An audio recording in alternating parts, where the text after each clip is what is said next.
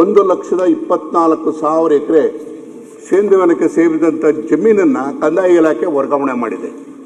ಆದರೆ ದುರದೃಷ್ಟ ಅಂದರೆ ವರ್ಗಾವಣೆ ಮಾಡಿ ಆದೇಶ ಆಗಿ 2001ರಲ್ಲಿ ಆದೇಶ ಆದರೂ ಕೂಡ ಇವತ್ತಿನವರೆಗೂ ಕೂಡ ಸೇಂದಿವನ ಅಂತಲೇ ಬರ್ತಾ ಇದೆ.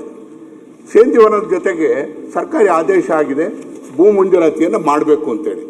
ಮಾಡೋಕ್ಕೆ 21 ವರ್ಷದಿಂದ ನಾನು ಬಹುಶಃ ಭಾಳ ವರ್ಷಗಳ ಕಾಲ ಶಾಸಕನಾಗಿದ್ದೆ. ಆ ಭಾಗದಲ್ಲಿ ಎಲ್ಲ ಸುಮಾರು 1000 ಎಕರೆ ಭೂಮಿಯನ್ನು ಮಂಜೂರು ಮಾಡಿದ್ವಿ. ಆದರೆ ಇತ್ತೀಚಿನ ದಿನಗಳಲ್ಲಿ ಪಾಣಿನಲ್ಲಿ ಅಪ್ಡೇಟ್ ಆಗಿಲ್ಲ ಅನ್ನೋ ಕಾರಣಕ್ಕೋಸ್ಕರ ಅದು ಮಂಜೂರಾತಿಯನ್ನು ಮಾಡ್ತಾ ಇಲ್ಲ. ಇದರಲ್ಲಿ ನನಗೆ ಅರ್ಥ ಆಗ್ತಿಲ್ಲ. ಸಚಿವರು ಕೊಟ್ಟಿರ್ತಕ್ಕಂಥ ಉತ್ತರದಲ್ಲಿ ನಾನು ಅರ್ಥ ಮಾಡ್ಕೊಂಡಿರ್ತಕ್ಕಂಥದ್ದು, ಈಗ ಇದು ಫಾರಮ್ 50, 53, 57 ಅರ್ಜಿಗಳು ಬಾಕಿ ಇದೆ ಅಂತ ಹೇಳ್ತಾರೆ. ಮತ್ತು ಕೆಲವು ಡಿಸ್ಪೋಸ್ ಆಗಿದೆ, ಕೆಲವು ಡಿಸ್ಪೋಸ್ ಆಗಿಲ್ಲ. 1000 ಅರ್ಜಿಗಳು ಇನ್ನೂ ಬಾಕಿ ಇರಬೇಕಾದಾಗ ಅದಕ್ಕೊಂದು ಸೂಕ್ತತೆಯ ಪರಿಶೀಲಿಸಲು ಸಮಿತಿಯನ್ನು ರಚನೆ ಮಾಡ್ತೀವಿ ಅಂತಾರೆ. ಅಲ್ಲ, 50, 53, 57 can you take our the right of the applicant? ಏನಿದೆ ಈ ಥರ ಉತ್ತರಗಳು ಕೊಡೋದ್ರಾಗ ಅರ್ಥ ಇಲ್ಲ. ದಯಮಾಡಿ ನಾನು ಹೇಳೋದು 50, 53, 57ರಲ್ಲಿ ಇರ್ತಕ್ಕಂಥ ಪೆಂಡಿಂಗ್ ಅಪ್ಲಿಕೇಶನ್ಸನ್ನು ಡಿಸ್ಪೋಸ್ ಮಾಡೋದಕ್ಕೆ ಕಳೆದ 2.5 ವರ್ಷದಿಂದ ನಾನು ಒಂದೇ ಒಂದು ಅಪ್ಲಿಕೇಶನ್ ನಾವು ಡಿಸ್ಪೋಸ್ ಮಾಡೋದಕ್ಕೆ ಸಾಧ್ಯ ಆಗಿಲ್ಲ. ಕಾರಣ ಏನಂತ, ಸರ್ಕಾರಕ್ಕೆ ಕಾಗದ ಬರೆದಿದ್ದೀವಿ, ಸರ್ಕಾರದಿಂದ ಉತ್ತರ ಬರಬೇಕು, ಸರ್ಕಾರದಿಂದ ಬಂದ ಮೇಲೆ ಮಾಡ್ತೀವಿ ಅಂತೇಳಿ. ಏನು ಕೇಳಿ ನಡೀತಾ ಇರ್ತಕ್ಕಂಥದ್ದು? ಒಂದೇ ಒಂದು ಅರ್ಜಿಯಲ್ಲಿ 20 ವರ್ಷ ಆದರೂ ಕೂಡ ಇನ್ನೊಂದು ಡಿಸ್ಪೋಸ್ ಮಾಡೋದಕ್ಕೆ ಸಾಧ್ಯ ಇಲ್ಲ. ದಯಮಾಡಿ ಇದನ್ನು ಅರ್ಥ ಮಾಡ್ಕೋಬೇಕು ಸಚಿವರು. ಇವತ್ತು ಅವ್ರಿಗೆ ಸೂಚನೆ ಕೊಡಿ, ಇವತ್ತು ನೀವು ಸಮಿತಿಯಲ್ಲಿ ಏನಾರ ಮಾಡಿ ವರದಿ ಕೊಡಿ.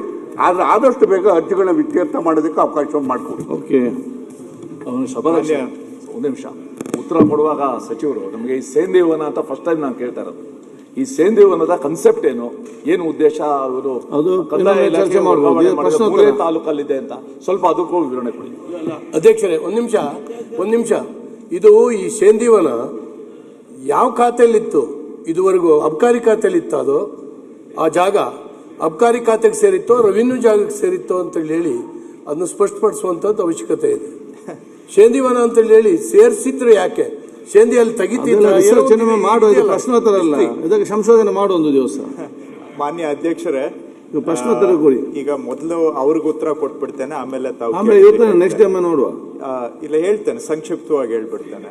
ಈಗ ಇದ್ರ ಬಗ್ಗೆ ಸರ್ಕಾರ ಸಕಾರಾತ್ಮಕವಾಗಿ ತೀರ್ಮಾನ ತಗೊಳ್ಬೇಕು ಅನ್ನೋದೇ ನಮ್ಮ ಉದ್ದೇಶ, ನಿಲುವು ಇದೆ. ಅವರು ನನ್ನ ಬಳಿ ವೈಯಕ್ತಿಕವಾಗಿ ಸುಮಾರು ಬಾರಿ ಮಾತಾಡಿದ್ದಾರೆ, ಒಂದಲ್ಲ 4-6 ಬಾರಿ ನನ್ನ ಹತ್ರ ಮಾತಾಡಿದ್ದಾರೆ. ಅವರ ಬೇಡಿಕೆ ನಮಗೆ ಅರ್ಥ ಆಗುತ್ತೆ, ನಾನು ಅರ್ಥ ಆಗದೆ ಏನಿಲ್ಲ. ಆದರೆ ಮಾಡುವಾಗ ಈಗ ಅವರು ಹೇಳಿದ್ರು ಹಿಂದೆ ನಾವು ತೀರ್ಮಾನ ಮಾಡಿದ್ದೀವಿ ಅಂತ. ಬಹುಶಃ ಅವರು ಸಚಿವರಾಗಿದ್ದಾಗ ಏನು ತೀರ್ಮಾನ ಮಾಡಿದ್ದಾರೆ ಅನ್ನೋದನ್ನ ನಾನು ಓದ್ತೇನೆ. ಅಬ್ಕಾರಿ ಇಲಾಖೆಯಿಂದ ಕಂದಾಯ ಇಲಾಖೆಗೆ ಕೆಳಕಂಡ ಜಮೀನುಗಳನ್ನು ವರ್ಗ ಮಾಡಲು ಆ ಸಂದರ್ಭದಲ್ಲಿ ಏನ್ ಮಾಡಬೇಕು ಅಂತ 5 ಕಂಡೀಷನ್ ಹಾಕಿದ್ದಾರೆ. 5 ಕಂಡೀಷನ್ನು 100 ಎಕರೆಗಿಂತ ಮೊದಲು ಹೆಚ್ಚಿದ್ರೆ ಅದನ್ನ ಫಾರೆಸ್ಟ್ಗೆ ಕೊಡಬೇಕು, ಮೊದಲನೇ ಕಂಡೀಷನ್. ಎರಡನೇದು, ಲಭ್ಯವಿರುವ ಗ್ರಾಮಗಳಲ್ಲಿ ಕನಿಷ್ಠ 10 ಎಕರೆ ಜಮೀನನ್ನ ಸ್ಮಶಾನಕ್ಕೆ ಕಾದಿರಿಸಬೇಕು, 2ನೇ ಕಂಡೀಷನ್ನು.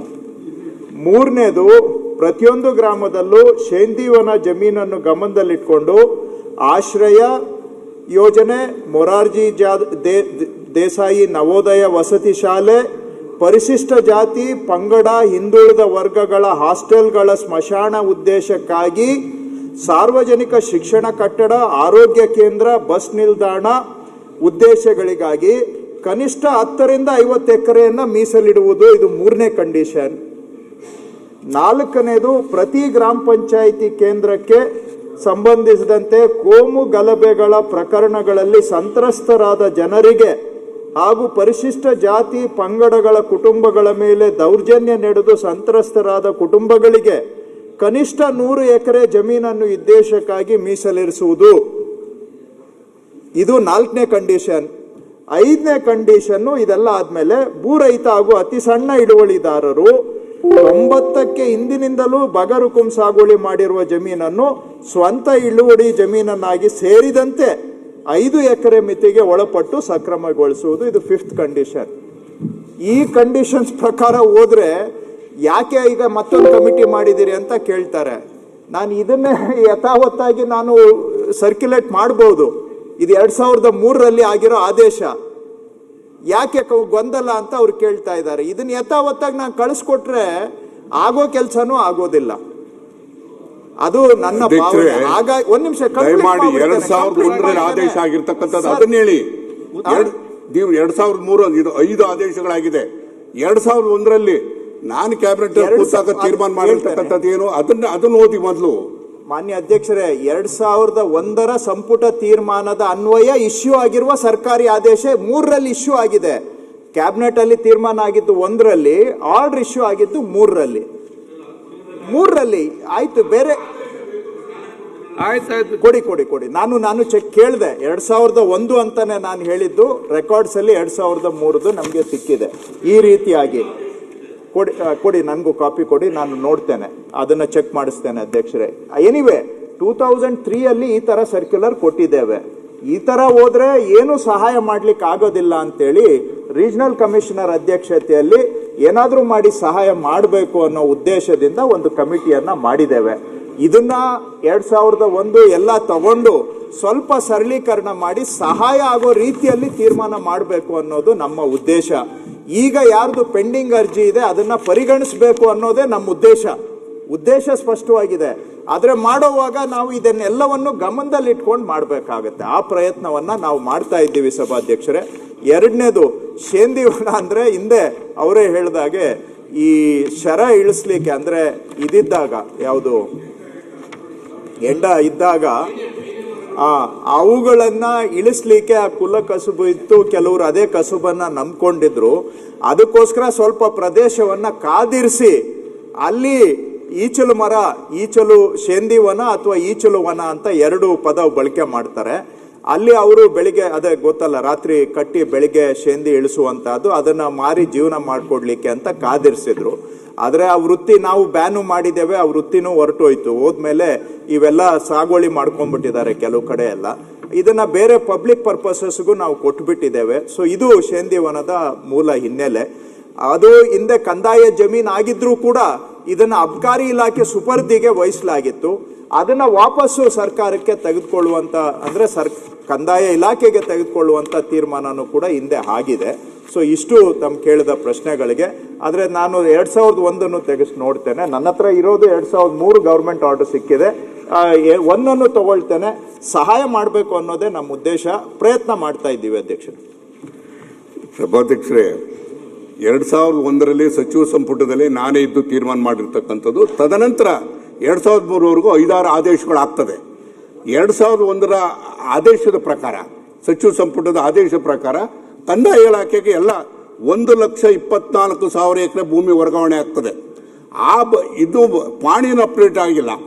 ಆ ಕಾರಣಕ್ಕೋಸ್ಕರ ಇವರೆಲ್ಲರೂ ಕೂಡ ಶೇಂದಿವನ ಅಂದ್ರೆ ಏನು ಅಂತೇಳಿ ಅರ್ಥ ಆಗಿಲ್ಲ. ಈಗ ಬಹಳಷ್ಟು ಜನ ಅನುಮಾನ ವ್ಯಕ್ತಪಡ ಸರ್, ಇತರೆ ಶೇಂದಿವನ ಅಂದ್ರೆ ಏನು, ಶೇಂದಿವನ ಅಂದ್ರೆ ಆ ಶೇಂದಿವನ ಅಂತೇಳಿ ಗೊತ್ತಿರೋದು ನನ್ನ ಒಬ್ಬರಿಗೇನೆ. ಈಗ ಶೇಂದಿವನ ಈ ಭೂಮಿಯನ್ನು ತೆಗಿಬೇಕು ಅಂತೇಳಿ ಹೋರಾಟ ಮಾಡಿದ್ರ ಹಿನ್ನೆಲೆಯಲ್ಲೇ ನಾನು ಶಾಸಕನಾಗಿದ್ದು. ಮತ್ತು ದಯಮಾಡಿ ನಾನು ಹೇಳ್ತೀನಿ, ಈಗ 50, 53, 57 ಅಪ್ಲಿಕೇಶನ್ಗಳಿದೆ. ಆದಷ್ಟು ಬೇಗ 1-2 ತಿಂಗಳೊಳಗಾಗಿ, 1 ತಿಂಗಳೊಳಗಾಗಿ ಡಿಸ್ಪೋಸ್ ಮಾಡೋದಕ್ಕೆ ಅವಕಾಶ ಮಾಡಿಕೊಡಿ. ಒಂದೇ ಒಂದು ಕಮಿಟಿ ಮುಂದೆ ಬರ್ತಾ ಇಲ್ಲ, ಒಂದು ರೆಕಾರ್ಡ್ ಆಗ್ತಾ ಇಲ್ಲ. ಆನ್ಲೈನಲ್ಲಿ ಫೀಡ್ ಆಗಬೇಕು ಅಂತಾರೆ. ಏನು ಆನ್ಲೈನ್ ಫೀಡ್ ಆಗೋದು? ಮ್ಯಾನ್ಯುಯಲ್ ಅಪ್ಲಿಕೇಶನ್ ಹಾಕಿದ ಆನ್ಲೈನಲ್ಲಿ ಫೀಡ್ ಆಗಬೇಕು ಅಂತ ಹೇಳ್ತಾರೆ. ಸುಮ್ಮನೆ ವಿನಾಕಾರಣ ವಿಳಂಬ ಮಾಡ್ತಕ್ಕಂಥದ್ದೆಲ್ಲ. ಈ ನಮ್ಮ ಅವಧಿ ಇರ್ತಕ್ಕಂಥದ್ದು 2.5 ವರ್ಷ, ಅಷ್ಟೊಳಗಾಗಿ ಮುಗಿಬೇಕಾಗ್ತದೆ. ದಯಮಾಡಿ ಸೂಚನೆ ಕೊಟ್ಟು ನಾಳಿದ್ದಲೇ ಪ್ರಾರಂಭ ಮಾಡುವಂತ ಕೆಲಸವನ್ನು ಮಾಡಬೇಕು ಅಂತೇಳಿ. ಅಧ್ಯಕ್ಷರೇ 2001ರ ಆದೇಶ ಈ ರೀತಿ ಇದೆ. 23/8/2001 ಅಬಕಾರಿ ಇಲಾಖೆಯ ಸುಪರ್ದಿಯಲ್ಲಿರುವ ಪ್ರಸ್ತುತ ಎಲ್ಲ ಈಚಲುವನ, ಮೀಸಲು, ಸೇಂದಿವನವು ಸೇರಿ ಜಮೀನನ್ನು ಕಂದಾಯ ಇಲಾಖೆಯ ವಶಕ್ಕೆ ವರ್ಗಾಯಿಸಲು ಸರ್ಕಾರವು ಈ ಮೂಲಕ ಆದೇಶಿಸಿದೆ. ಸದರಿ ಈಚಲು ವನದ ಪೈಕಿ 10,000 ಎಕರೆ ಭೂಮಿಯನ್ನು ಸ್ಮಶಾನ ಹಾಗೂ ಇತರೆ ಸಾರ್ವಜನಿಕರ ಉಪಯೋಗದ ಉದ್ದೇಶಕ್ಕಾಗಿ ಮೀಸಲಿಡಬೇಕೆಂದು ಸಹ ಆದೇಶಿಸಿದೆ. ಸೊ ಇದನ್ನ ರೆವಿನ್ಯೂ ಡಿಪಾರ್ಟ್ಮೆಂಟ್ಗೆ ಕೊಡೋದು ಅಂತ ಹೇಳುತ್ತೆ ಅಷ್ಟೇ. ಅದನ್ನ ಹೇಗೆ ಮಾಡಬೇಕು ನಂತರ ಅಂತೇಳಿ 2003ರ ಸರ್ಕ್ಯುಲರ್ ಅಲ್ಲಿ ಹೇಳಿದೆ. ಅವು ಎರಡನ್ನು ಸೇರಿಸಿ ನಾವು ಓದಬೇಕಾಗತ್ತೆ. ಈ ರೀತಿಯಾಗಿ ಇದೆ ಅಧ್ಯಕ್ಷರೇ. 2001 ಅಬಕಾರಿಯಿಂದ ಕಂದಾಯಕ್ಕೆ ವರ್ಗ ಆಗ್ಲಿಕ್ಕೆ ಆದೇಶ, ಅದನ್ನ ವರ್ಗ ಆಗಿದ್ದನ್ನ ಹೇಗೆ ಉಪಯೋಗಿಸಬೇಕು ಅಂತ 2003ರಲ್ಲಿ ಅದೇ ಸರ್ಕಾರದಲ್ಲಿ ಆದೇಶ ಆಗಿದೆ. ಸೊ ಇವೆಲ್ಲವನ್ನ ಇಟ್ಕೊಂಡು ಆದಷ್ಟು ಸಹಾಯ ಮಾಡ್ಲಿಕ್ಕೆ ಹೇಗೆ ಸಾಧ್ಯ ನಾವು ಪ್ರಯತ್ನ ಮಾಡ್ತೇವೆ. ಬೇಗ ಅದನ್ನ ಏನು ಅರ್ಜಿ ಹಾಕಿದ್ದಾರೆ ಅಧ್ಯಕ್ಷರೇ, ಈ 2 ವರ್ಷದಿಂದ ಸಿರಾ ತಾಲೂಕಿನಲ್ಲಿ ಕೆಲವು ತಹಸೀಲ್ದಾರ್ಗಳ ಕಾಲದಲ್ಲಿ ಭೂಮಿ ವ್ಯತ್ಯಾಸ ಆಗಿದೆ, ಬೋಗಸ್ ದಾಖಲೆಗಳಾಗಿದೆ ಅಂತ ಹೇಳಿದ್ರಿ. ನೀವು ಸಮಿತಿ ರಚನೆ ಮಾಡಿದ್ರಿ, ಸಮಿತಿಯವರು ಮಾಡಿದ್ರು. 2 ವರ್ಷದಲ್ಲಿ ಇನ್ನೂವರೆಗೆ ಅದು ಅಪೂರ್ಣ, ಇನ್ನು ಪೂರ್ತಿ ಆಗ್ಲಿಲ್ಲ. ತಾವು ಹೇಳಿದ್ದೀರಿ. ಅಲ್ಲ, ಇದಕ್ಕೆ ಎಷ್ಟು ವರ್ಷ ಬೇಕು ಅಂತ ನಮ್ಮ ಪ್ರಶ್ನೆ ಆದಷ್ಟು ಬೇಗ ಅದನ್ನು ಅರ್ಜಿ ಹಾಕಿದನ್ನು ವಿಲೇವಾರಿ ಮಾಡ್ಬೇಕಂತ. ಅದು ಮಾಡಬೇಕು ಸರಿ. ಇದೇ ರೀತಿಯಾಗಿ ಸಮಿತಿಯನ್ನು ಮಾಡಿದ್ರು ರೆವಿನ್ಯೂ ಕಮಿಷನರ್ ಅಧ್ಯಕ್ಷತೆಯಲ್ಲಿ. ಇನ್ನೂ ಕೂಡ ಅದು ಫೈನಲ್ ಆಗಿಲ್ಲ, ಇನ್ನೂ ಡಿಸ್ಪೋಸ್ ಆಗಿಲ್ಲ. ಎಷ್ಟು ವರ್ಷ ಬೇಕು ಅಂತೇಳಿ ದಯಮಾಡಿ ನಾನು ಹೇಳ್ತಕ್ಕಂಥದ್ದು ಇಮಿಡಿಯೇಟ್ ಆಗಿ ಡೈರೆಕ್ಷನ್ ಕೊಟ್ಟು ನಾಳೆಯಿಂದಲೇ ಡಿಸ್ಪೋಸ್ ಮಾಡಿ. 50, 53, 57 ಹಕ್ಕನ್ನ ಕಿತ್ಕೊಳ್ಳೋದಕ್ಕೆ ಸಾಧ್ಯ ಆಗ್ತದ? ಸಚಿವ ಪರಿಶೀಲನೆ ಮಾಡ್ತಾರೆ. ಸಮಿತಿಗೂ ಅದಕ್ಕೆ ಏನು ಸಂಬಂಧ ಇದೆ? ಓಕೆ ಅಧ್ಯಕ್ಷರೇ, ಸುಮಾರು ಜಮೀನು ಕಡತದಲ್ಲಿ ಫಾರೆಸ್ಟ್ ಅಂತ ರೆಕಾರ್ಡ್ ಆಗೋಗಿದೆ. ಸುಮ್ಮನೆ ನಾನಿಲ್ಲಿ ಎಲ್ಲ ಹೇಳಲಿಕ್ಕೆ ಹೋದ್ರೆ ಸಮಸ್ಯೆ ಉಲ್ಬಣ ಆಗುತ್ತೆ. ಅದು ಸುಪ್ರೀಂ ಕೋರ್ಟ್ ಡೈರೆಕ್ಷನ್ಗೆ ಅನ್ವಯ ಆಗುತ್ತೆ. ನಾನು ಸುಮ್ಮನೆ ಇರೋದನ್ನ ಕಾಂಪ್ಲಿಕೇಟ್ ಮಾಡೋದು ಬೇಡ ಅಂತ ಸರಳೀಕರಣ ಮಾಡಲಿಕ್ಕೆ ಪ್ರಯತ್ನ ಮಾಡ್ತಾ ಇದ್ದೇನೆ. ಸುಮಾರು ಎಲ್ಲೋ ಒಂದ್ ಕಡೆ ಫಾರೆಸ್ಟ್ಗೆ ಹ್ಯಾಂಡ್ ಓವರ್ ಆಗಿದೆ. ಅವರು ಬಂದು ಇದು ನಮ್ ಲ್ಯಾಂಡು, ಸುಪ್ರೀಂ ಕೋರ್ಟ್ ಅಲ್ಲಿ ಅದಕ್ಕೆ SIT ಸೆಟಪ್ ಮಾಡಿ, ರೆಕಾರ್ಡೆಡ್ ಫಾರೆಸ್ಟ್ ಇದ್ರೆ SIT ಅನ್ನ ಅನಾಲಿಸಿಸ್ ಮಾಡಿ ಎಲ್ಲ ಮಾಡಬೇಕಾಗತ್ತೆ. ನಾನು ಹೇಳ್ತಾ ಹೋದ್ರೆ ನಾನು ಹೇಳ್ಬಹುದು, ಬಟ್ ಪಾಸಿಟಿವ್ ಆಗಿ ಪ್ರಯತ್ನ ಮಾಡ್ತಾ ಇದ್ದೇವೆ. ಆದ್ರೆ ಕಾನೂನು